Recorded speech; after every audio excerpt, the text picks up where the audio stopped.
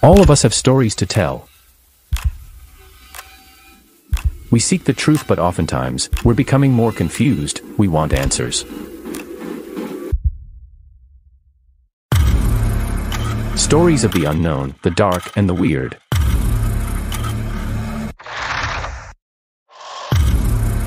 Stories from the Great White North and from all over the world. Come join us as we seek the truth. Find the answers, discover the mysteries, and face our fears.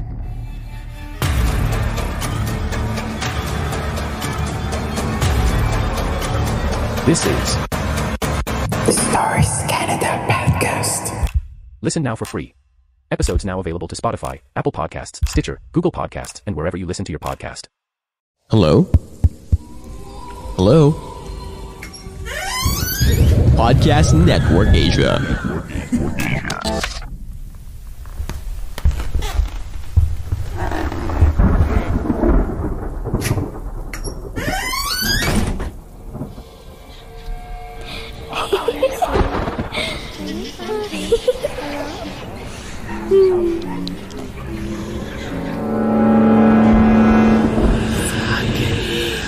Stories Philippines Podcast. May kakaiba sa kalangitan ng mga oras na iyon. Tila nakabibingi ang katahimikan ng paligid ng mga sandaling iyon kahit tirik na tirik ang araw. Sa may di kalayuan, ang karagatan ay tila sumisigaw din sa katahimikan. Mararamdaman mo sa hangin na kakaiba ang dampi at ihip nito. Napatingin sa kalangitan si Joseph. Nagtataka kung bakit tila may parang kung ano ng mga sandaling iyon. Kunot noon niyang tiningnan ang paligid hanggang sa nagulat na lamang siya na may tila mga bagay na mabilis lumitaw sa kalangitan at pabagsak sa lugar kung saan naroroon siya. Agad nagdilim ang paligid at sa kanyang pagkabigla ay nagulintang siya sa mga sumunod na nakita at nangyari.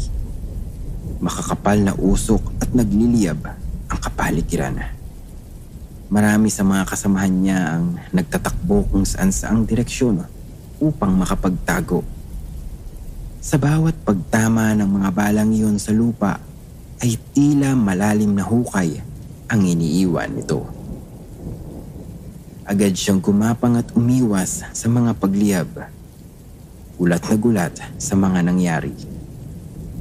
Ang kaninang napakatahimik na paligid ay tila impyerno ngayon sa kanyang paningin. Yung mga kasamahan siyang nakahandusay at wala ng buhay. Nakapangingilabot ang tanawin ng mga sandaling iyon. Agad siyang nagtago sa isang sulok, sapat upang maikubli ang kanyang sarili sa mga pag-ulan ng mga bala sa kalangitan. Matatanaw sa may di kalayo ang dalampasigan ng paglitaw ng mga barkong pandigma ng mga Hapon. Ngayon pa lang napagtanto ni Joseph na siya ay nasa isang hindi magandang kalagayan. Isang pagsabog ang naging dahilan upang tuluyan na siyang mawalan ng buhay. Isang nakapangingilabot na tanawin ang bumungad sa lahat. Walang naging handa sa mga sandaling iyon. At lahat ng mga nasa islang iyon ng korhidor ay nabihag ng mga sundalong Hapones. Ito na ang simula ng bangungot na naranasan ng mga taong naroroon. Bangungot na kailanman ay hindi nila malilimutan kahit hanggang sa kabilang buhay. Old soldiers never die. They just fade away. Ayon kay General Douglas MacArthur. Ako si Ram. At ako naman si Paul.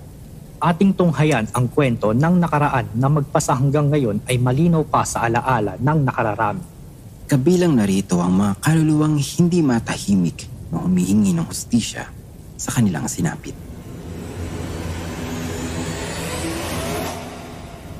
Nakatanaw si Joseph sa may di kalayuan.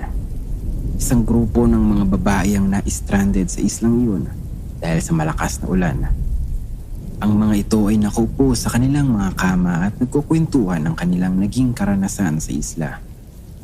Lingid sa kaalaman ng grupong ito ang lagim na mararanasan ilang saglit lamang. Bigla na lamang nawala ang ilaw dahilan upang magsigawan ng mga babaeng kanina pa niya tinatanaw. Ito na ang kanyang pagkakataon upang makalapit sa mga ito. Walang kamalay-malay ang grupong ito na may pares ng mga matang nakamasid sa kanila. Nagimbal sila sa kanilang nakita sa screen ng kamera. Ito ay ang kanilang larawan kasama si Joseph. Kayo ay nakikinig dito sa episode 373 ng Stories Philippines Podcast.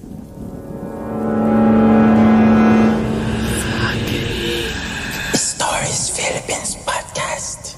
Tunay nga na kung ating babalikan ng nakaraan, napakaraming mga pangyayari na maaaring magsilbing aral para sa atin sa kasalukuyan.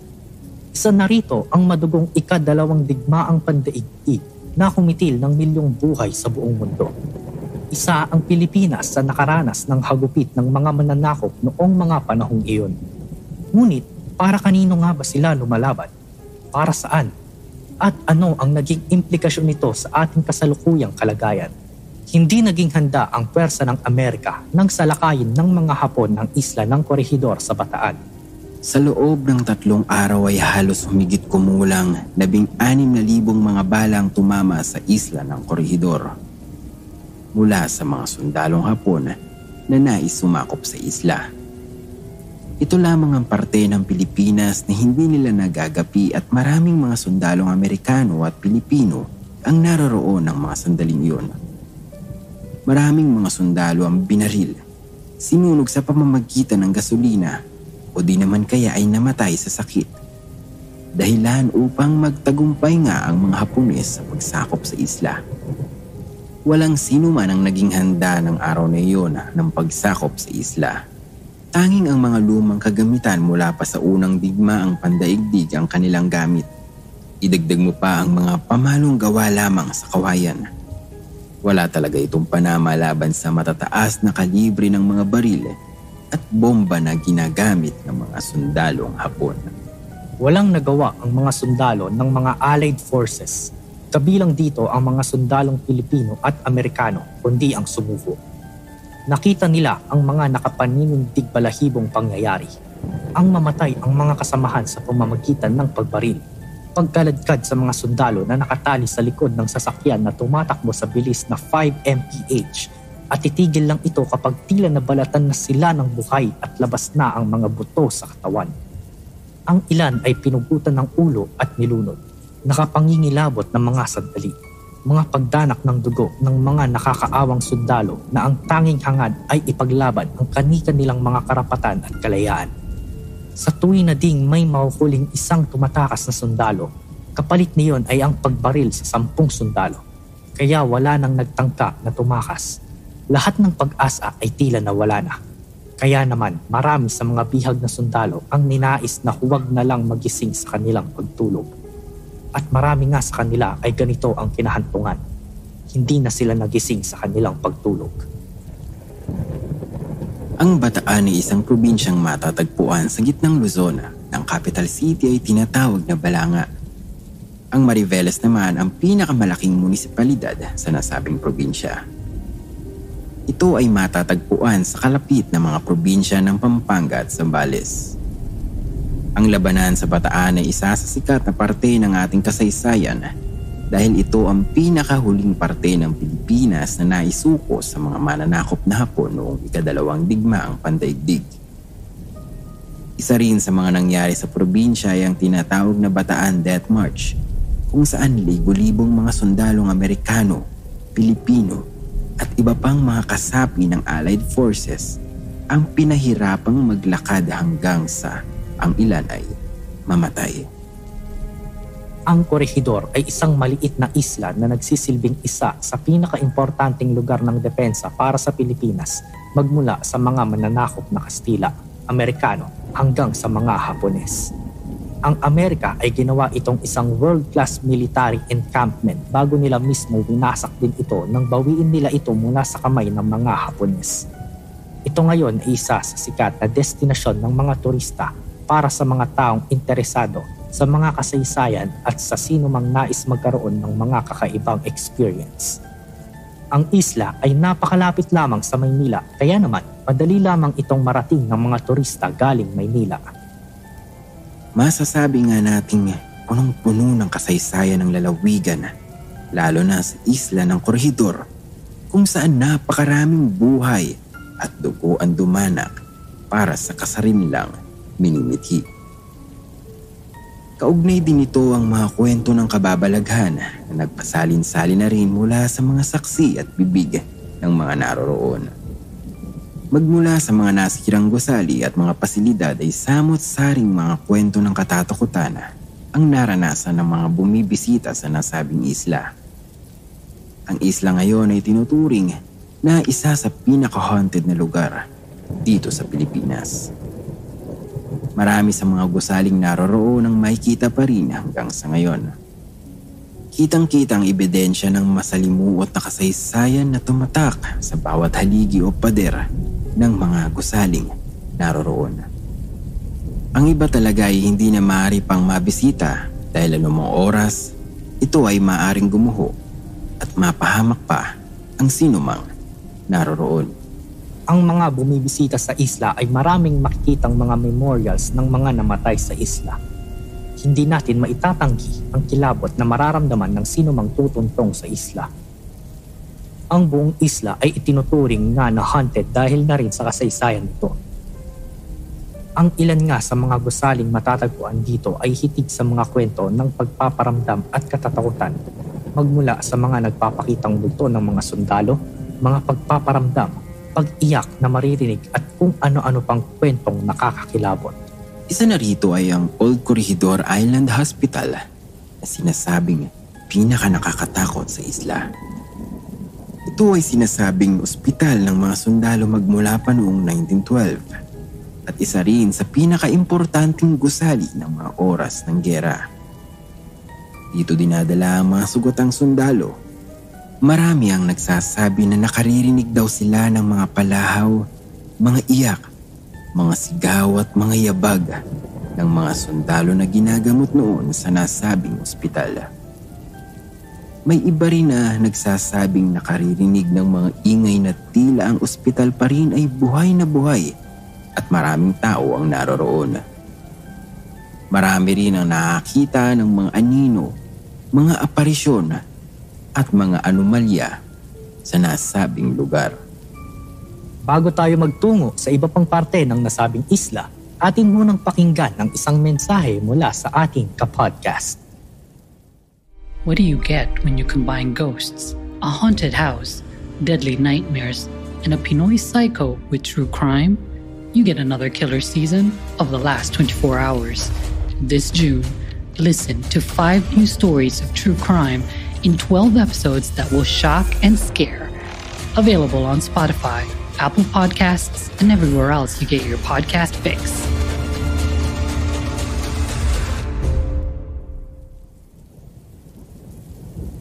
Sa ating pagpapatuloy, dumako naman tayo sa lugar na tinatawag na Malinta Tunnel. Sa isla pa rin ng Corregidor. Isa rin sa parte ng nasabing isla na pinamumugaran din daw di umano ng mga kababalaghan at mga kaluluwang hindi matahimik ay ang Malinta Tunnel. Ang malaking tunnel na ito ay ginawa noong 1922 sa gilid ng bundok at ginamit upang magsilbing taguan at lagakan ng mga gamit na pangmilitar. Ginawang opisina at bomb shelter at maging ospital na may kapasidad na humigit kumulang 1,000 mga higaan. Ito ay nagsisilbing underground headquarters ng mga US Armed Forces noong ikalawang digmaang pandaigdig. Sa tunnel na ito, sinasabing namatay ang mga humigit kumulang 3,000 sundalong Hapones nang muli itong sakupin ng mga Amerikano noong ikalawang digmaang pandaigdig. Sinasabing ang mga sundalong Hapon na ito ay nagpakamatay sa loob ng tunnel, ika nga ay dibaling mamatay na lamang kaysa mahuli ng kanilang mga kalaban. Dahil sa malawakang suicide na nangyari sa loob ng tunnel, Nag-iwan ito ng tila negative energy at sinasabing dahilan nga ng pagpaparamdam gaya na lamang ng may mga nagpapakita di umano ng mga multo ng mga sundalong Hapon. Pakiramdam na malamig sa isang lugar sa loob at ang pakiramdam na tila may nakatingin sa iyo. Ayon nga sa mga turista at ibang mga dumadayo, sila ay nagpapatunay na nakakakita sila ng mga espiritong ligaw at nakaririnig ng mga daing at ungol at iba pang nakapangingilabot na pangitain. Ayon naman sa mga psychics na bumibisita sa nasabing lugar, nakikita umano nila ang presensya ng mga kaluluwang gumagala-gala. Ang iba naman ay nagpapakita sa mga imahe ng mga turistang kumukuha ng litrato. Isa rin sa interesanteng parte ng isla ay ang Mailong Barracks. Tinawag na itong ganito dahil ang haba nito ay umaabot nga sa halos 1 milya at dito sinasabing tumira ang mga sundalo noong panahon ng giyera. At sinasabi ring samot-sari ang mga kwento ng kababalaghan dito. Ang Battery Way ay isa rin sa parte ng isla na pinamumugaran din ng mga kaluluwang di matahimik. Ito ay isa sa pinaka-inataking parte ng isla noong digmaan. May lugar ding tinatawag na Bloodstone Beach. Nakuha ng lugar na ito ang pangalan dahil napakarami ring dugo ang dumanak sa parting ito ng isla. May mga matatagpuan pangaraw ng mga bato dito na kulay pula na pinaniniwalaan nga ng mga mantsa ng dugo ng mga sundalo noong panahon ng digmaan. Hindi man mapatunayan na dugo nga ang mga mantsang ito, hindi natin maitatanggi na ang islang ito ay dumanas nga ng mga samot-saring karahasan na dulot ng digmaan. Dumako naman tayo sa ibang parte ng Bataan, ang ruins of Lazareto de Mariveles. Ito ay nasa munisipalidad ng Mariveles. Ang Lazareto de Mariveles ay ang unang nagiging quarantine station ng mga naging biktima ng mga pagsabog noong panahon ng mga Hapon. Ayon sa ilang mga saksi, maraming mga multo ng naging biktima ng digmaan ang sinasabing naroroon pa rin at hindi matahimik sa lugar na iyon, gaya ng mga pangkaraniwang kwento sa mga ospital. Talaga namang nakapangingilabot ang mga kwentong maririnig mo rito. Bago tayo magpatuloy sa mga kwento ng kababalaghan na kaugnay ng ating topic ngayong gabi, atin munang pakinggan ang isang paalala mula sa ating sponsor na Kumu. We want to say hi and big thanks to the guys from Kumu. Kumu is a Pinoy live streaming app where you can connect or tambay with your favorite Filipino streamers and celebrities. Use our link in the description and download Kumu now. Halina at i-download ang Kumu app at i-add ang Stories PH podcast. See you there, Kastorya! Ngayon, ating pakinggan ng mga kwento ng kababalaghan na kaugnay sa Corregidor Island at sa iba pang parte ng Bataan na galing sa Spookify page. Kulto. Napakalinaw pa noon sa alaala ko yung mga nangyari ng mga oras na yun. 1999 pa noon. Nasa abroad kasi si mama noon. Tapos si papa naman ay chef sa isang restaurant dito sa Bataan. Niiwan kaming magkakapatid sa bahay ng lola ko. Tapos si papa naman ay umuwi mag-isa sa bahay namin. Dahil gabi na din siya nakakauwi galing sa trabaho. Ayaw niya nang makaistorbo kila lola. Naalala ko pa noon, sinabihan ko si papa na dun matulog kila lola dahil nasanay ako nakatabi sila ni mama sa pagtulog.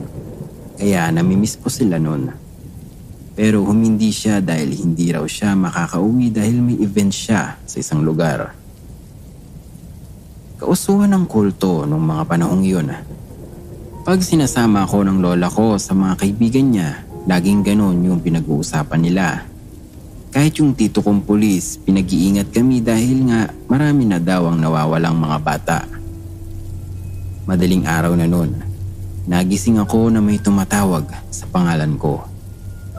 Hindi ako pwedeng magkamali. Boses ni Papa yun. Ginising ko kaagad si Kuya. Katabi ko lang kasi siya noon. Nasa folding bed kami noon na nilatag lang namin sa salas. Tapos mula sa kinahihigaan namin, tanaw na agad yung pinto palabas ng bahay. Doon ang gagaling yung boses ni Papa na tumatawag sa akin. Nakapatay yung mga ilaw at ilaw lang ng poste sa labas ang pinanggagalingan ng liwanag sa loob, kaya medyo madilim pa din. Takot ako sa dilim kaya ginising ko si kuya. Nainis pa nga siya sa akin, parang naalimpungatan. Sabi ko, Kuya, si Papa, buksan mo ang pinto. Parang nga siyang naalimpungatan noon kaya dire-diretso siya papunta doon sa pinto. Agad naman akong sumunod sa kanya. Nung nandun na kami sa may pinto, narinig ko ulit yung boses ni Papa. Alam ko nandiyan ka. Buksan mo na to. Yan yung pinakatumatak sa isip ko. Sabi ko kay kuya, Teka kuya, diba sabi ni Papa nasa ibang lugar siya ngayon? Di daw siya uuwi. Tapos biglang parang nagising si kuya. Nakahawak na siya sa doorknob nun. Bigla tuloy siyang napabitaw. Tapos narinig ko na naman yung boses ni Papa. Tinanong ako ni kuya kung paano ko ba daw ba nalaman na si Papa yun. Sabi ko naman, kanina pa tawag ng tawag ah. Di mo ba nabobosesan? Tapos sabi niya, wala naman daw siyang naririnig. Matapos ng pagtatalo namin, bubuksan niya na yung pinto nang biglang bumukas ang ilaw sa sala. Si Lola. Ano kayo? 3:00 na ng madaling araw ah. Tanong niya sa amin. Sabi ko, si Papa po nasa labas. Nagulat kami sa sinabi ni Lola dahil bigla niya kaming pinalayo sa pinto at pinalapit sa kanya. Niyakap niya kami tapos nagdasal kami. After magdasal, pinatulog na niya ulit kami. Nung nasa salas na kami ni ng Lola at Kuya, bigla kaming nakarinig na parang nagdabog sa kusina. Parang ibinagsak lahat ng kasangkapan sa kusina. Parang ang daming nabasag. Tumakbo agad si Kuya saka si Lola papuntang kusina para tingnan yun. Naiwan ako mag-isa sa salas. Nakaupo ako sa hinihigaan naming folding bed. Nang nasa kusina na sila Kuya ay may biglang kumatok sa may pintuan sa salas. Papuntang terrace yung pintuan na yun. Hindi lang basta katok kundi kalampag ang narinig ko. Napatakbo ako sa kusina noon papunta kina Kuya at Lola. Agad naman kaming bumalik sa salas. Ang pinagtataka ko noon ay kung papaano makakapasok sa terrace yun puro rehas yun. Saka may padlock yun. Narinig ko na naman yung boses ni Papa. Alam kong nandyan ka. Buksan mo na to. Katulad ng kanina. Parang ni-record as in. Talagang kinakalampag niya yung pinto. Sumigaw si Lola noon. Lumayas kang demonyo ka! Sa ngalan ni Jesus, lumayas ka! Makatatlong beses niyang inulit yun. Tapos, bigla na lang nawala yung kalampag. Kinaumagahan, day off ni Papa. Tinanong ko siya kung umuwi siya nung madaling araw. Hindi naman daw. Kakauwi niya lang daw nung umaga. Tinanong ko si Lola kung ano yung nangyari at kung sino yun. Wala naman siyang sagot. Parang walang nangyari. Ganon din si Kuya. Pero alam ko yung nangyari na yun. Talagang tumatak sa isip ko yung nakakatakot na pangyayari na yun sa buhay ko.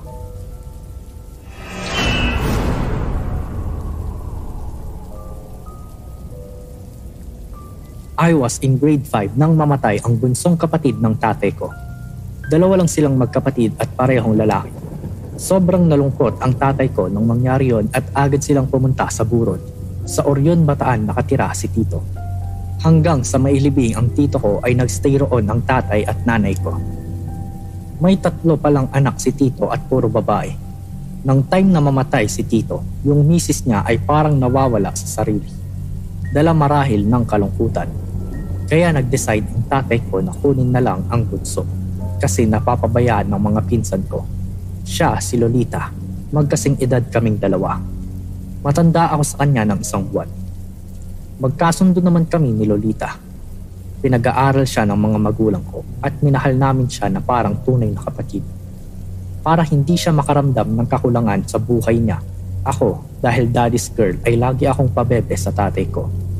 Minsan ay nakikita ko si Lolita na nakatingin sa akin at parang naiinis. Pero di ko na lang pinansin yun kasi sabi ng tatay ko na intindihin namin siya. Siyempre mga bata, kaya lagi kaming galit pati. Minulat ako ng mga magulang ko na maging mabuting bata dahil ibe-bless ka daw ni Lord. Lumipas ang mga buwan. Biglang nagbago si Lolita. Lagi niya akong inaaway at sinasabunutan pero hindi ako lumalaban kasi minsan ako pa ang napapahamak kay tatay. Madalas akong mapalo nun dahil sa kanya. Month of March, patapos na ang klase. Sabi ni nanay ay pupunta kami kay Ate Rose pag wala ng pasok. Kasi may fiesta sa kanila that time. Tsaka roon daw muna ako magbabakasyon. Siyempre, tuwang-tuwa ako kasi makakasama ko ang mga pamangkin kong sina Adam, Naomi, Sarah at Ruth. Mga anak ni Ate Rose. May isa pa akong ating dating nakatira roon, si Ate Aubrey. Narinig kami ni Lolita at sabi niya nasama rin daw at umiyak pa siya sa nanay ko. Malulungkot daw kung aalis ako na di siya kasama. So, pumayag kami ng nanay ko. Nasa Lubao na kami at tapos na rin ang piyesta. Iniwan kami ni nanay roon sa Lubao kay Ate Rose. Yun ang bahay ni Ate Aubrey ay malapit lang doon. May mga alagang baboy si Ate Aubrey at may 5 kural ng baboy sa likod ng bahay. 3 sa kaliwa, 2 naman sa kanan. May mga bakante na kural at di ginagamit. Nabenta na kasi ang ibang baboy. Tapos sunod sa kanan ang CR. Doon kami nakikigamit. Lampas ng 4 na bahay. Then, yung likod na nun is a vacant lot na maraming tanim na puno. Nakabakod na alambre. At pagkatapos ay palayan. Creepy ang place. Madawag. Kayo na ang bahalang mag-imagine. I'm trying my best to describe the place. Noong maliit pa ako, 5 years old, ay sinabi sa akin ng nanay ko na huwag akong pumunta sa likod. Doon kasi may mga engkanto raw sa lugar na yon. Tawag sa amin sa Kapampangan ay manlilili. Yung ililigaw ka or isasama tapos di ka na babalik. Alam din ng mga pamangkin ko yon by the way. Yung nanay ko ay nakararamdam at nakakakita. Bukas ang third eye. One day, nagpaalam si Naomi, anak ni Ate Rose, na masakit daw ang tiyan at tatae. Mga 1 PM yun. Sumunod kami sa kanya. Tapos naglaro kami ng mga pamangkin ko sa mga koral baboy ng bahay-bahayan. Ako, si Lolita, Naomi, Sarah, and Ruth. Hinintay namin na matapos si Naomi. Siyempre, pag bahay-bahayan may anak at nanay. Kunwari nagluluto, natutulog, namamalengke, ganun. Anak kunwari ni Naomi sila Sarah at Ruth. Ako naman ay anak ko si Lolita. Nagluluto kami kunwari tapos namamalengke. Nanguha kami ng mga dahon-dahon doon sa bakanting lote. Kami ni Naomi, si Lolita sumunod naman sa amin. Umusot kami sa alambre. Sabi ni Naomi, "Tita, huwag kang pumunta riyan." Pero tumuloy pa rin siya at kumuha ng kamatsile at atis. Makulit talaga siya, sabi ko. Tapos tumuloy na kami at nagpunta sa kulungan ng baboy. Luto-luto. Nagkaayaan na kaming umuwi nun nang napansin namin na ang tagal ni Lolita. Tapos narinig namin siyang sumigaw nang tinatawag niya ako. "Ate! Ate!" Pumunta kami sa likod ng pamangkin ko at hinanap namin siya. Magkakasama kami at takot kaming magkahiwa-hiwalay. Tapos nakita namin ang tsinelas ni Lolita, pati ang hawak niya kaninang laroang pinggan at kutsara, pati ang kinuha niyang atis at kamatsile. Hinanap namin si Lolita pero di namin siya nakita. Di namin alam kung paano kami uuwi at sasabihin kay ate ang nangyari. Sobrang galit ni Ate Rose nang makauwi kami at nang malaman na nawawala si Lolita. Naghanap sila ng asawa niya. Hanggang kinabukasan ay wala pa ring nakitang Lolita. Nireport na ito sa mga kapulisan sa bayan ng Santa Cruz at Florida Blanca. Lumipas ang mga araw, linggo, buwan at taon. Walang report tungkol kay Lolita. 2 dekada nang nakalipas. 22 years to be exact. Pero wala pa rin kaming alam kung nasaan na nga ba ang pinsan ko. Sobrang lungkot ni tatay nun. Nang mauso ang Facebook ay sinubukan ko siyang hanapin pero bigo ako dahil ang mga kapangalan niya ay apelyido pala ng mga asawa nila yun. Chinat ko pa yung mga account. Nung bata ako, iniisip ko baka nga sinama siya ng mga mandidili o engkanto na sinasabi nila sa amin. Nararamdaman kong buhay pa siya. Kung sakali mang inampun siya at pinalitan ng pangalan ay malamang hahanapin niya kami. Kasi may isip na rin siya that time. Palaisipan pa rin sa akin to. Madalas kong mapanaginipan yung nangyaring yun na tinatawag niya ako at parang nagpapasaklolo. Yung mga ate niya, 2 years ago lang namin sila na-trace at nabigla din nang malamang nawawala si Lolita. Naging masalinguat din pala ang naging buhay nila.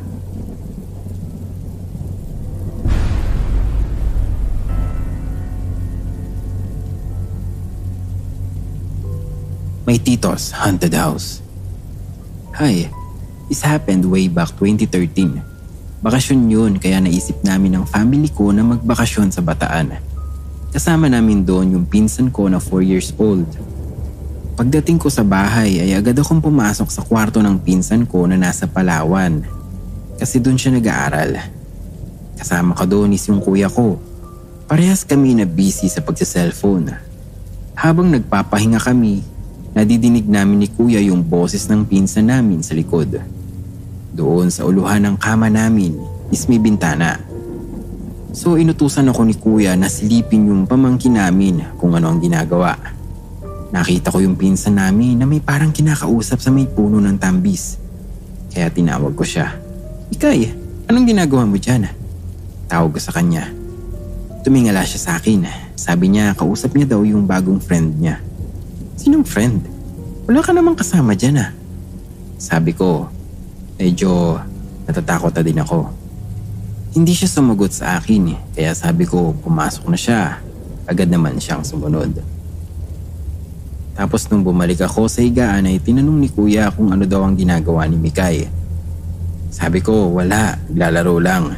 Hindi ko na sinabi na natakot ako doon sa pinsan ko kasi for sure mananakot yun.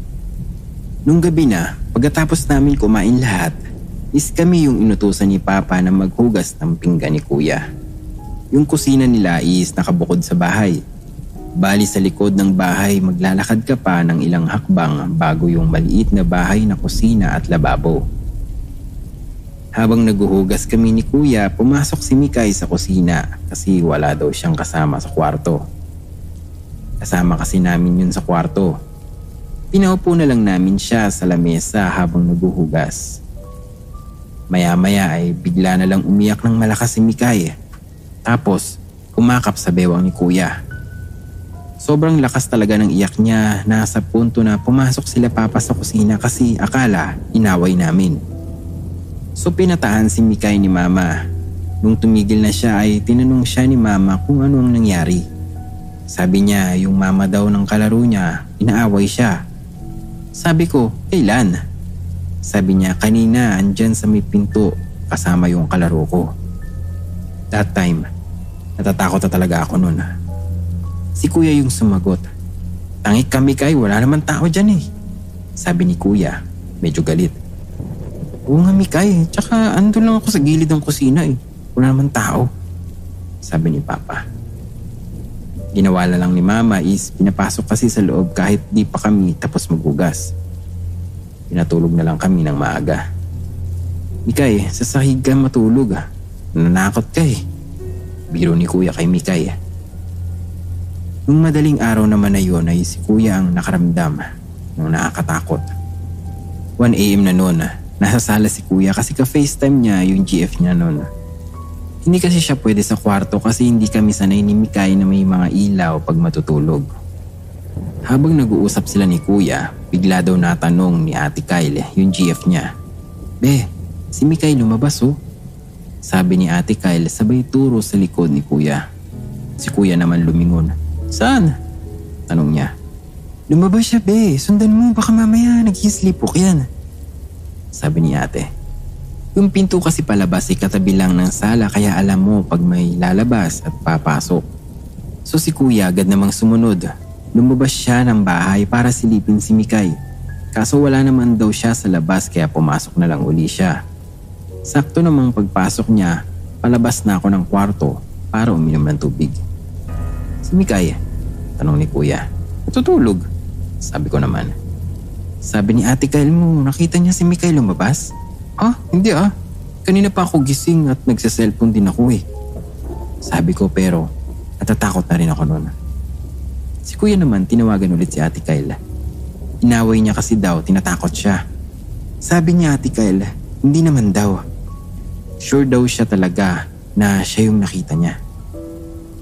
Tinanong ko siya kung si Mikay talaga ang sabi niya is hindi daw siya sure kasi nakatalikod.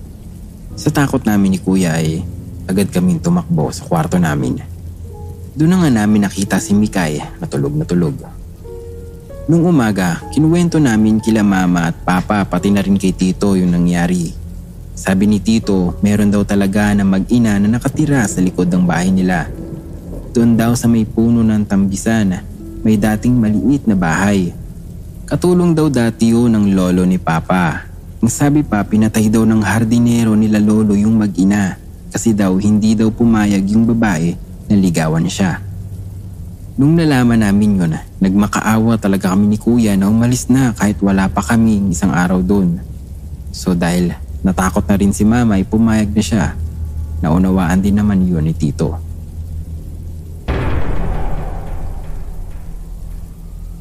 Year 2017, I'm working as a call center here in Mandaluyong and nagkaroon kami ng team building sa Bataan. 10 kaming kasama including yung driver or tour guide namin. Before kami magbiyahe, nag-heads up na si Kuya Driver na sundin ang mga don'ts and do's niya para safe makauwi. Sarap ng tulog ng mga kasama ko samantalang ako ni hindi man lamang antukin.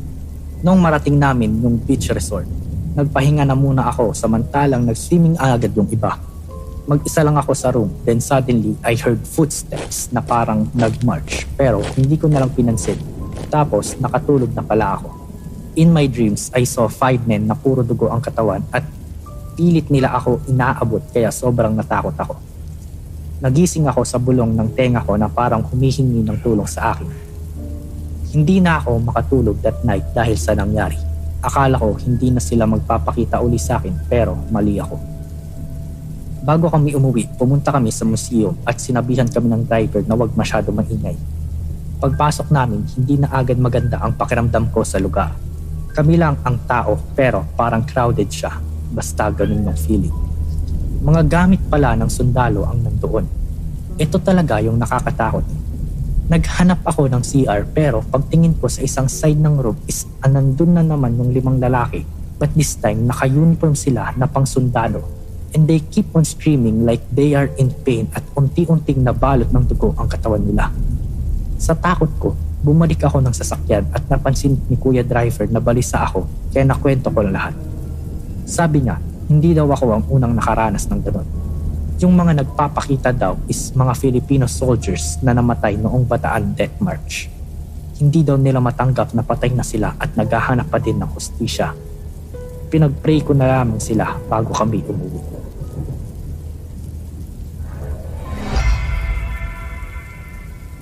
Summer no, nung pumunta kami sa isang resort sa Bataan, Black Sand Beach yung nandun. Yung may-ari ng resort, kaibigan ni Papa, so libre lahat. Pag dinescribe mo yung place, tahimik, maliwalas, tapos parang bahay sa probinsya talaga. Tapos meron dong ilog, then may bridge para makatawid sa kabila. Unang araw, ang saya pa namin kasi ang ganda ng place. May cabinet doon na malaki. Walang laman tapos kakaiba yung aura doon sa cabinet na yon pero wala lang naman. Kinaumagahan, nagkwento si Mama. Parang may usok na itim daw na lumapit sa kanya. Katabi niya ako. Pero di daw siya makasigaw. Parang siya lang ang nakaririnig doon sa sigaw niya. Tapos yung rosary niya, hawak niya at nagdasal siya. Lector kasi si Mama sa simbahan kaya malapit siya sa Diyos. Tapos, nawala na daw. Di ako, hindi ako natakot kasi okay lang naman yun. Di same routine, swimming sa dagat, uwi, kain, swimming ulit. Gabi na naman, nagsimula na ang magtakutan o nagkukwentuhan na yung mga trabahador doon na may nagpaparamdam daw doon. Ang kwarto pa naman namin ay nasa taas, sa may dulo. 6 na kwarto, hati, sa gitna, may malaking CR. Tapos may salamin. Kaya may imbierna ka nga talaga. Kami lang yung nagkakwarto doon kasi libre nga lang. Tapos yung 2 kong kuya, yung tito kong grade 10, umakyat na. Ako, si Mama at si Papa nasa baba pa. Maya-maya, kumaripas ng takbo yung 3. Tinatanong kung tinatawag ko daw ba sila kasi may sumigaw daw doon na tinatawag sila ng kaboses ko. Di ako natakot kasi akala ko may doppelganger ako. Pero ang alam ko nakikita lang yun. Tapos nung matutulog na kami, ako lang na naman yung gising. Tas yung pinto, kumakalabog. Tapos yung katabi na naming kwarto, yung kumakalabog yung pinto, parang sinara ng malakas. So pumikit na ako at nagdasal, nakatulog. Kinabukasan, umuwi na kaming lahat. Yes, nagka-tsunami daw kasi doon kaya madaming namatay at walang kinalaman yung cabinet. At ayoko nang bumalik doon. Baysayan. Mahilig kami ng asawa ko mag-out of town. Yun kasi bonding namin nung hindi pa ako buntis. Luzon to Mindanao, napuntahan na namin. Nakapag-check-in na kami sa iba't ibang hotel. Pero sa Bataan lang kami nakaramdam ng hindi maganda at nakakatakot. Napag-usapan namin na mamasyal sa Bataan. First time namin pareho makapunta doon. Galing kaming Laguna. Bumiyahe kami Bataan. Mga hapon na kami umalis dito sa Laguna kasi inintay ko pa mag-out ang asawa ko sa trabaho.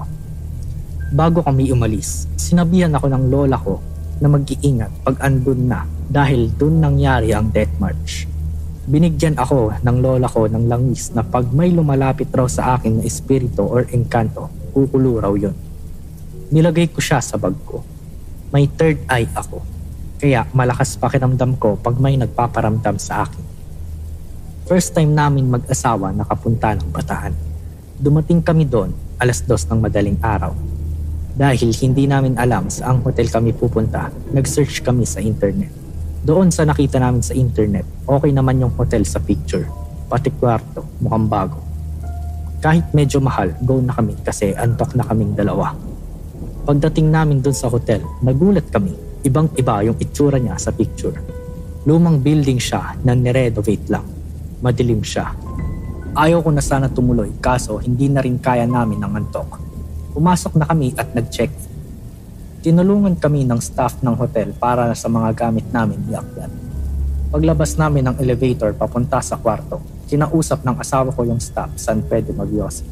Sabi ng staff, meron daw dun sa taas ng hotel kaso gabi na pinagbabawalan nila pumunta ang mga guest dun. Sabi ng staff, sa baba na lang raw mag-yosi. Tinatamad naman ang asawa ko bumaba. Sabi niya sa staff, doon na lang siya sa taas, okay lang kahit madilim. Hindi kasi matatakutin ang asawa ko. Hindi kasi siya naniniwala sa mga engkanto or mga kaluluwang gumagala. Ako, iniwan niya mag-isa sa kwarto dahil pagod na rin ako. Lumabas na siya ng kwarto at ako naman humiga na. Wala pang ilang minuto, yung cabinet may nagalaw sa loob. Dinedma ko lang, iniisip ko na lang baka may daga sa loob ng cabinet. Pero maya-maya may kumakatok sa loob ng cabinet. Sa takot ko, nilabas ko yung langis na pinadala ng lola ko. Pagkuha ko sa langis, kumukulo siya. Takot na takot ako. I-text ko sana yung asawa ko na bumalik na sa kwarto pero bago ko isend, kumatok na siya sa kwarto.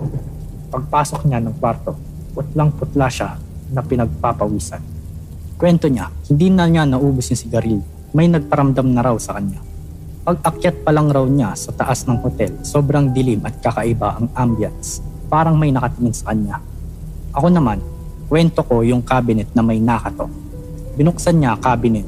Wala naman laman na gamit. Para hindi ako matakot, sabi niya, baka raw sa kabilang kwarto lang yun. Tinawagan niya yung receptionist at tinanong kung may tao sa kabilang kwarto.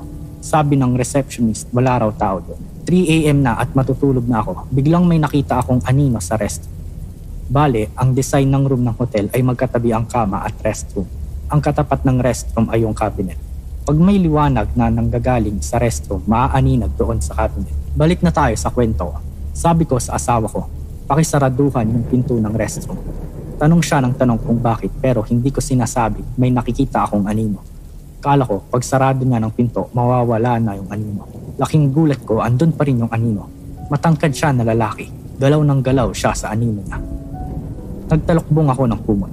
Pagtanggal ko ng kumot, laking gulat ko. Sumisilip siya sa amin ng asawa ko. Amerikano siya, mestizo, matangkad, blonde, ang buhok na naka-uniform. Umikit ako at nagdasal. Hindi ko na binuksan ang mata ko sa takot. Nagising kami ng asawa ko 9:30 a.m. na para mag-breakfast sa baba. Doon ko kwento sa kanya lahat-lahat at naniniwala siya na may kakaiba sa hotel na yun. Bago kami umalis, yung staff tinanong ng asawa ko. Umamin naman siya na kahit sila may ibang nararamdaman dito. Yung building na luma, sabi, dati raw opisina ng mga Amerikano panahon ng Hapon. Kaya hindi na kami nagtagal doon. Naghanap na lang kami ng bagong hotel sa Bataan. Bataan. Nadatan naming amoy kulob yung dorm na tinutuluyan namin sa loob ng 2 linggo. Kailangan naming tumira doon kasi malayo ang pinanggagalingan namin at may 2 weeks duty kami sa isang mental hospital sa Bataan. Bago pa man kami makarating ay usap-usapan na sa college namin ang mga istorya at kwento ng kababalaghan ukol sa dorm na yun na taon-taong tinutuluyan ng mga estudyanteng mag-duty sa mental hospital na yun. Para siyang 2 bahay na pinagdugtong ng hagdanan sa gitna. May 5 kwarto ito, 2 sa baba at 3 sa itaas. Right room sa baba yung mga clinical instructors tapos kami sa may left. Sa right room sa itaas yung mga lalaki tapos meron ding isang grupo ng babae sa left side sa itaas. Pero yung isang kwarto dun sa itaas, sarado at parang ginawang bodega. Pero kahit na mga kutsyon at kama lang yung laman nun, may kung ano na hahatak ng atensyon mo para tumingin at titigan yung maliit na siwang sa pinto nito. Day 1. Abala ang lahat sa labas sa pagpiprepare ng hapunan. Naiwan ako sa loob ng kwarto namin. Tahimik lang ako mag-isa at walang kasama. Nasa taas ako ng double deck habang naglalaro sa iPad nang mapansin ko yung black na reflection sa lumang TV. Para siyang itim na aura. Tumingin ako sa anggulo kung nasaan yun pero wala. Ibinalik ko ang tingin sa TV pero andun pa rin ito. Animoy itim na tela na lumulutang sa hangin. Natakot ako. Tumapa ako sa kama para hindi ako makatingin sa TV. Subalit, may narinig akong mga tapak ng tsinelas na galing sa CR. Naglalakad. Dinig na dinig ko habang tumatapak ito sa tiles at patuloy na naglalakad. Nag-text ako sa kaklase ko na bumalik na sa loob dahil natatakot na ako. Sabay-sabay silang pumasok yung mga CI namin at sabay-sabay kami nagdasal. Akala ko tapos na ang lahat pero umpisa pa lang pala ito ng mga kababalaghang mangyayari sa term na yun. Day 2. Naliligo kami sa hapon pagkatapos naming mag-duty. May CR sa loob at may 4 na cubicle ding CR sa likod. Doon ako sa CR sa loob maliligo. Inaayos ko lang yung sabonera, damit at walang gagamitin ko nang may marinig akong parang hangin.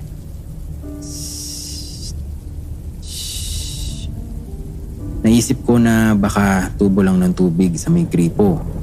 Pero bigla akong kinilabutan. Nabalot ako ng pagkatakot. May bumulong sa tenga ko ng pangalan ko. Tapos, boses ng isang babae. Marahan akong lumabas ng banyo na parang walang nangyari. Ayaw ko naman kasing isipin nilang nagpapapansin na naman ako at ayaw ko din silang matakot. Lumilipas ang mga araw at parang nasanay na lang din kami na may mga nagpaparamdam sa dorm na yon. Oo, hindi lang ako ang may nararamdaman doon. May mga gabi na may naririnig silang malalakas na yabag ng paa mula sa itaas. Subalit, tulog na daw yung mga nandoon ng mga oras na yun. May mga batang nagtatawanan paakyat ng hagdan at kakatok. Pero pagbukas ng pinto, wala naman. Bagkus ang sasalubong ay isang ihip ng hangin mula sa bakanteng kwarto. Minsan pa nga'y may dadaan na kulay puting tela mula sa pader pababa ng hagdan. Ang ikinababahala namin ay nang mag-umpisa sila na gumalaw ng mga gamit. Yung bag ko na may pera at mahalagang gamit, bigla na lang nahuhulog mula sa kinalalagyan nito. Sinabi sa akin ng isa kong kaklase na nakarinig din ng bulong ng kanyang pangalan na huwag kong ilagay patayo ang mga libro sa taas ng tinutulugan ko. Baka daw kasi mabagsakan ako nito kapag pinakialaman na naman nila yung gamit ko. Ang ayos ko ng mga libro ay malaki hanggang papaliit. Nung hiniga ko na yung mga libro, malaki papaliit pa rin yung pagkakaayos ito. Pero pagkagising ko, yung mga libro, gulo-gulo na yung ayos. Huling araw ng pagtuloy namin doon nang sabihin sa akin ng isa kong kaklase na may nakita siyang nakasunod sa aking babaeng naka-black na sando galing CR. Nung araw din na may bumulong sa akin, parehas sa kwento ng isa pa naming kaklase na may nakita daw siyang babaeng nakaitim, nagulo-gulo ang buhok, na nakaupo sa tabi ko habang ako'y natutulog. Pag-uwi namin, pumunta ako sa burol ng tatay ng kaklase ko nung high school. Kasama ko yung dalawa kong best friend. Pagpasok namin sa bahay, ito ang sinabi ng kaklase ko. "Oh, nasa na yung isa niyo pang kasama? 4 kayo kanina sa labas nang nakita ko kayo."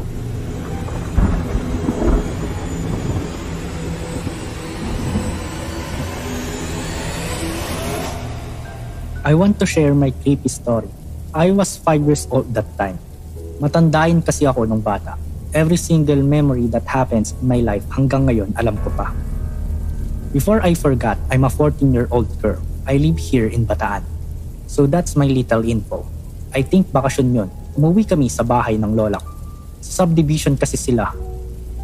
That time, nasa sala ako. Naglalaro ng Barbie. Ako lang mag-isa sa bahay kasi lahat sila nasa labas. Until I saw my aunt. Palabas siya sa kwarto ng lolo at lola ko papunta siyang CR. So ako, I don't mind her because I'm playing. Ayoko kasi naiistorbo ako. And the time passed, bigla akong tumayo kasi naiihi ako. Kinatok ko si tita sa CR. No response. Nagtatatalon na ako that time kasi di ko na kaya. Maiihi na ako nun sa underwear ko. Maya-maya, pumasok si tita sa main door. Dala niya na yung sinampay. Nagtaka ako kasi di ba nga nasa CR siya. Like, hello, hindi ako sabog nun. "Tita, di ba nagwiwi ka? Ba't nasa labas ka?" Kinuha ko tong mga sinampay ko. Kasama ko pa mama mo, sabi ng tita ko. Sabay pasok rin ni mama. "Oh, ba't nakatayo ka dyan?" "Eh mama." "Ba't ba? Anong nangyayari sa'yo?" "Oo nga, di ba? Naglalaro ka lang." Kinuwento ko sa kanila yon. Hindi naman ako natatakot kasi di ko pa alam yung mga mumu na yan. Sabi ni mama, baka I'm just guni-guni or like malikmata. But in myself, I know it. Pumasok talaga ang tita ko sa CR, then nakita ko siya sa main door. Hell gonna explain. Ngayon ko lang na-realize yun. Sometimes, kapag uuwi ako sa bahay, nakakaramdam pa rin ako. My grandma said, sanayan lang yan. Minsan, pag nanonood ako ng TV at nakaupo ako sa sofa, may tatabi sa akin. Paglingon ko, there's no one except me. Okay, hanggang dito na lang muna po.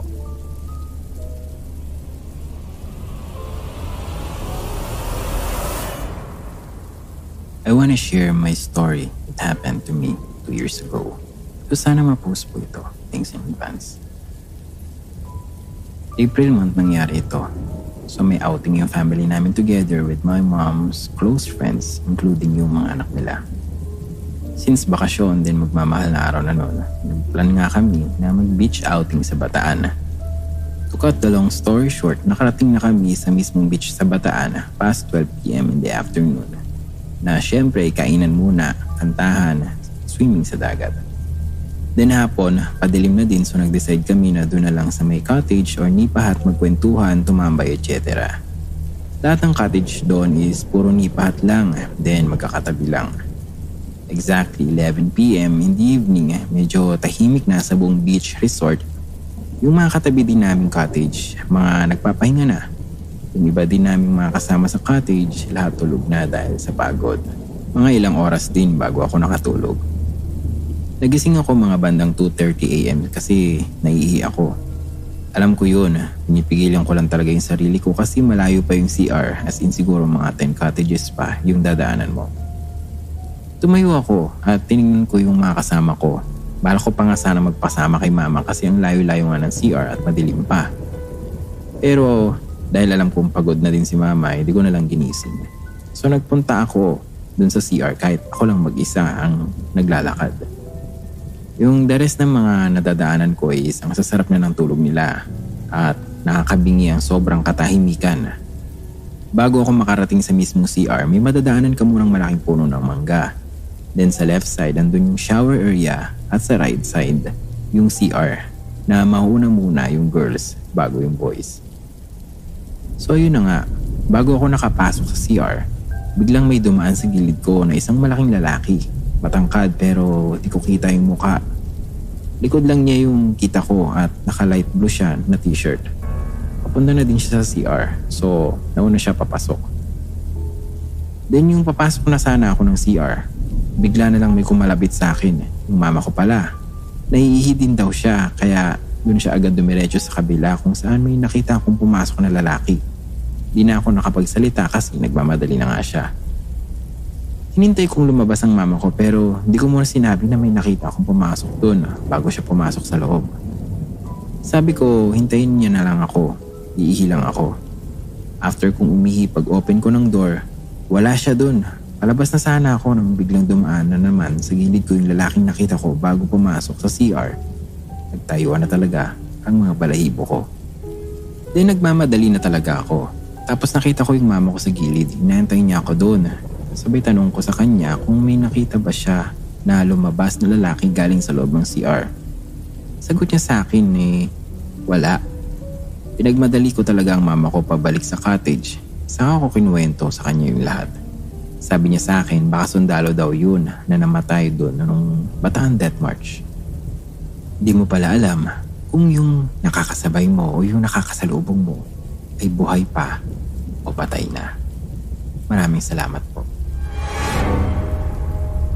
Corregidor Experience. June 13, 2009. Nabigyan kami ng pagkakataon na makapag-travel sa Corregidor bilang treat sa amin ng aming municipal mayor. Kami po ay mga kabataan na inclined sa performing arts.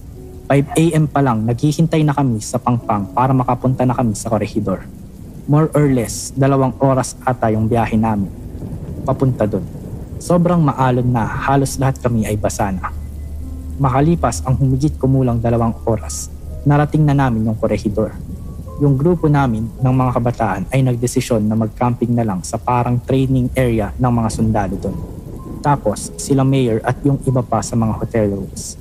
Sinabihan kami na by 2 PM magkakaroon kami ng island tour sa buong Corregidor gamit ang Tranvia. Umikot kami sa mga barracks doon. May mga naramdaman ng iba sa amin.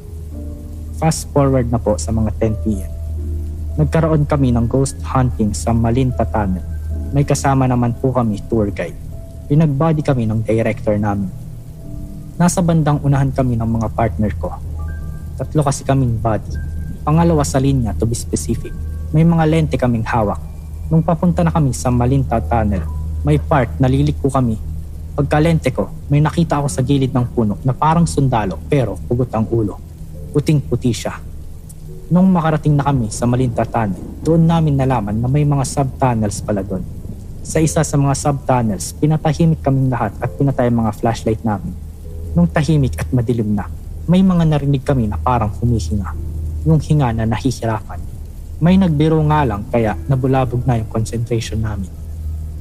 Ito yung mga ilan sa mga na-experience ng kasama ko. May naka-face-to-face na multo. Yung isang mag-body, nasa gitna sila ng pila pero at one point nawala raw sila. Nawala yung nasa unahan at nasa likod nila.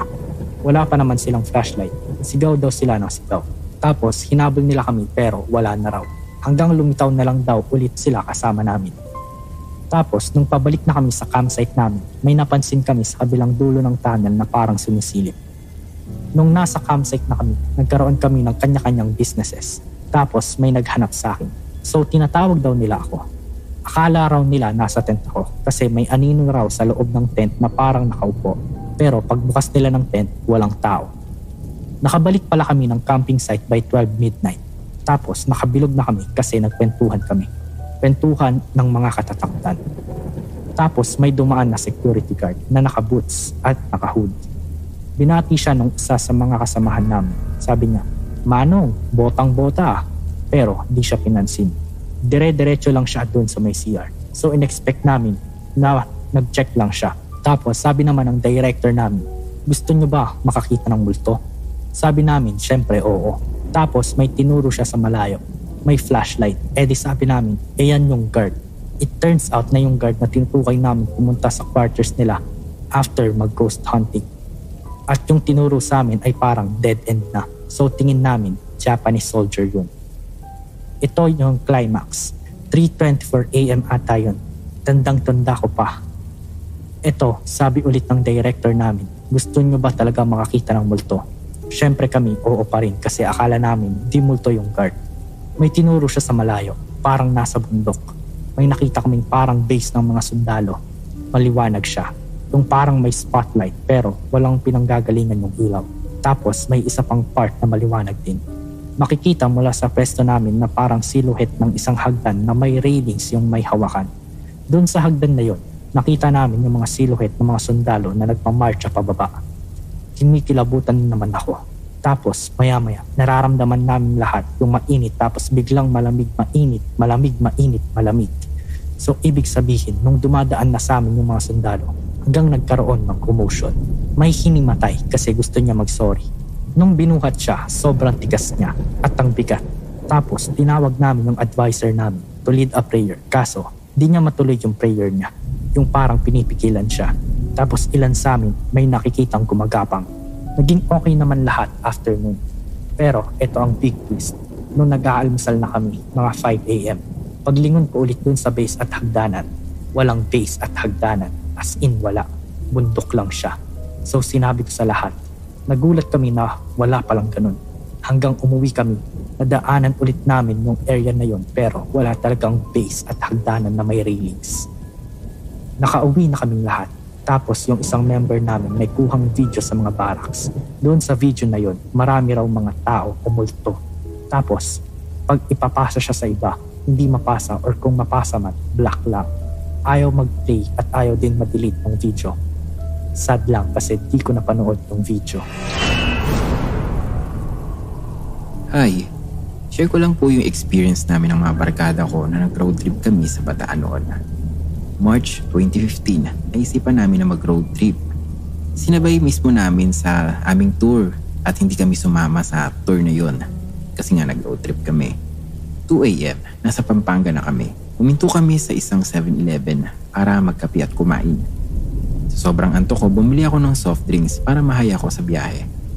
After namin kumain, umalis na kami. Habang nagdadrive yung best friend ko, may bigla kaming nakitang lalaki sa may di kalayuan, nakabulagta. Tinigil namin yung sasakyan sa may di kalayuan. Habang nasa loob kami ng sasakyan nag-usap-usap kami kung ano nga ba yung dapat gawin. Nakuha pa nga namin mag-jack and poy para malaman kung sino ang bababa. Panalo ako, kaya safe ako. Pero yung pinsan ko, siya yung lalabas. Bago siya bumaba ng sasakyan nagdasal muna siya. Pero alangan na pabayaan ko siya mag-isa. Bago ako bumaba ng sasakyan kinuha ko yung baril sa may compartment ng sasakyan. Sabi ko sa kanila, for safety. Alam nyo naman na nasa gitna tayo ng kawalan. Habang papalapit yung pinsan ko doon sa nakabulagta, ako naman ay nasa likod niya, nakaalalay, just in case na may mangyari. So ito na nga, biglang gumalaw yung lalaking nakahandusay. Puro dugo yung bibig niya at para siyang zombie. Kaya pinaputukan ko siya ng 2 beses. Sure ako na tinamaan ko siya, tsaka kami tumakbo, pabalik sa sasakyan. Paglingon ko, wala na siya sa pwesto niya. Kung hindi, nandun siya sa may malapit sa sasakyan na namin. Nagmamadali kaming sumakay na sasakyan at ini-start ang engine. Pero hindi ito nag-i-start. Kabado na kaming 4. Iniikutan niya kami at bigla niya na lang sinusuntok yung sasakyan namin. Nanlilisik yung mga mata niya. Yung mga ngipin niya ay parang talim ng lagari. My God, nakailang ulit pa kami na sinubukang i-start yung sasakyan. At umandar din sa wakas. Pero biglang nawala na yung lalaki. Kaya umalis na rin talaga kami. Habang umaandar yung sasakyan nag-usap-usap kami kung ano nga ba yung nakita namin. Sabi ng pinsan ko, baliw ba yun? Pero is oras ng gabi. Bakit may pagala-gala pang baliw dito? After 20 minutes na pagdadrive, napansin kong paikot-ikot na lang kami sa dinadaanan namin. Kasi yung dugo sa kalsada, nandun pa rin. Nakakatakot pero tuloy pa rin kami sa pagdadrive. Lumiko kami sa kanan kasi kanina puro kaliwa yung dinadaanan namin. After mga 20 minutes nga, nakalayo na kami ng tuluyan at dumiretso na kami papuntang palengke at naghanap ng gas station para makapagpahinga. Pagbaba namin ng sasakyan, Puro gasgas yung nakita namin sa buong kotse. Parang mga kalmot. Nagpalipas kami ng umaga sa gasolinahan at napansin kong may parang kalmot nga ako sa braso at aking binti. At naalala ko nga na may parang humablot sa akin nung bumaba ako ng sasakyan. Simula noon ay di na kami nag-road trip ng 10 oras. Maraming salamat po. By Axel. Corregidor Inn. Last year, may team building ng mga ka-office mates ng kuya ko. Yung isa nag-back out kaya naghahanap sila ng pampalit since bayad ngayon. Ako yung sinama dahil wala naman akong pasok nun. So umalis kami ng November 7 morning. Nakarating kami doon mga 9 a.m. ata or 10 a.m. Ganun. So ayun, tour muna, picture. Overnight yung pagstay namin doon, so ayun na nga. Pagkagabi, silang mga office mates nagkakantahan, inuman doon sa isang videokwehan. Di na ako sumama kasi di naman ako umiinom kaya nagstay na lang ako sa room at natulog na lang dahil masakit ang ulo ko. Around 2 a.m., bumalik yung office mate ni kuya para mag-charge at may kausap din siya. So ako, tulog lang dahil medyo sinisinat na ako nun. Tapos magkatabi yung bed namin kaya humiga na siya. Nung ipipikit na niya yung mata niya, biglang may humawak daw sa mukha niya. Pagkadilat niya, 8 to 10 na tao ang nakapalibot sa kanya. Nakatingin at may sinasabing, wala akong kasalanan. Yung mga suot daw ng mga yun ay yung mga kasuotan dati. Di na siya natulog at inantay yung kuya ko makauwi.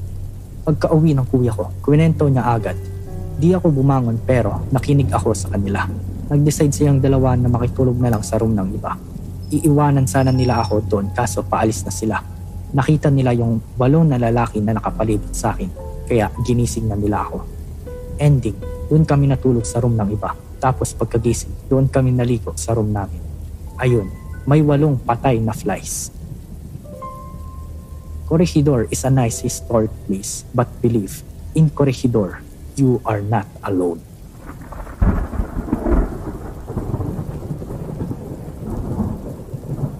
Maraming salamat sa inyong pakikinig.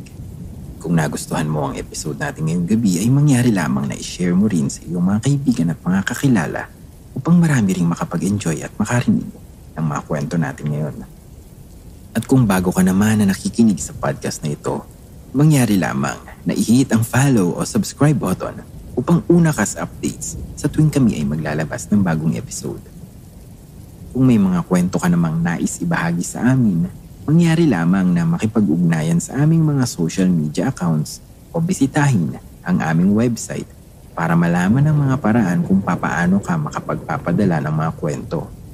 Lahat ng link na nabanggit sa episode na ito ay makikita sa ating show notes. Muli maraming salamat sa pakikinig at hanggang dito na lamang.